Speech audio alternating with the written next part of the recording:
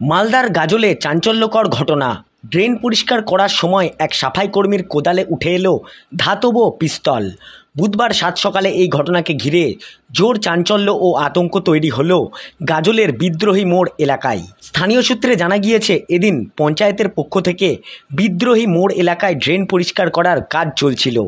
সেই কাজ করার সময় হঠাৎ করেই এক সাফাই কর্মীর কোদালে কাদামাখা অবস্থায় ভারী একটি ধাতব বস্তু উঠে আসে। বস্তুটি উপরে তুলতেই দেখা যায় তা ধাতব পিস্তল।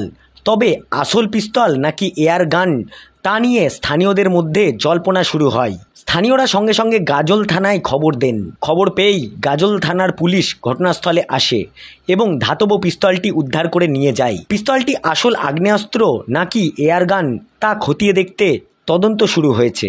মানে জল নোংরা গড়াচ্ছে, তার লেবার লাগানো হয়েছে, তো দায়িত্ব আমাকে দিয়েছে এটা পরিষ্কার করার জন্য। পরিষ্কার করতে গিয়ে লেবার একটা পেয়ে আমাকে বলছে, দাদা এটা কেমন কী লাগছে একটু দেখেন তো, ওজন আছে ভালো। আমি পরিষ্কার করে আর হাতটা দিয়ে না ওখানে সাইডে রাখেন, আমি পঞ্চায়েতকে জানাচ্ছি, প্রধানকে জানালাম। কি উদ্ধার হয়েছে মাটির স্থিতি? মনে হচ্ছে ওটা একটা ওয়ান সাইড রিভলভার। এখন আন্দাজে ধরা হচ্ছে, এখন কী আদৌ আছে সেটা প্রশাসন বলতে পারবে। অরিজিনাল না ডুপ্লিকেট না পাখি মারা সেটা তো আর আমরা বলতে পারবো না, আমরা বুঝিও না। একটু সবাই আতঙ্কিত এবং লোক দেখতে পাচ্ছেন কত লোক তো হ্যাঁ, প্রচুর লোক দেখছে, ছবি তুলছে সব। এটা হাত দিবেন না। আচ্ছা, প্রশাসন থেকে পুলিশ প্রশাসনকে জানিয়েছেন? আসছে? জানানো হয়েছে, আসবে তাই তো?